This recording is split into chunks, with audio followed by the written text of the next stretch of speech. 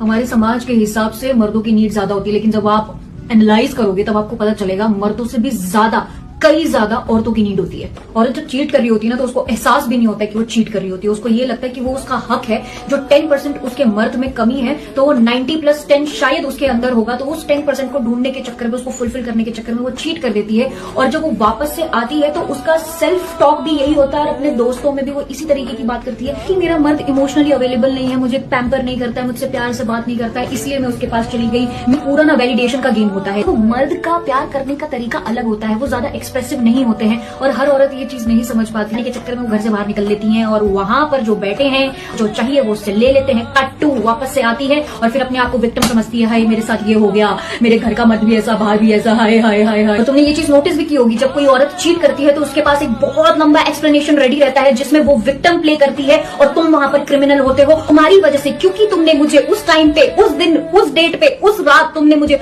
हग नहीं किया, मुझे प्यार से नहीं बुलाया, इसलिए मुझे उसके पास जाना पड़ा। पूरे गेम में ये समाज भी तुझे ही ब्लेम करेगा। यही बोला जाएगा कि दो प्यारी प्यारी अच्छी अच्छी बातें कर लेता तो इस औरत को बाहर न जाना पड़ता। चक्करों में तुमने अपना मेंटल स्टेट खराब नहीं करना है। इन 2 टकों के लोगों के चक्कर में देखो, अपने ऊपर ब्लेम लेने की जरूरत नहीं है। अपने ऊपर काम कर, अपने शरीर पे काम कर, अपने इंटेलिजेंस पे काम कर, और सबसे ज्यादा अपने जेब पे काम कर।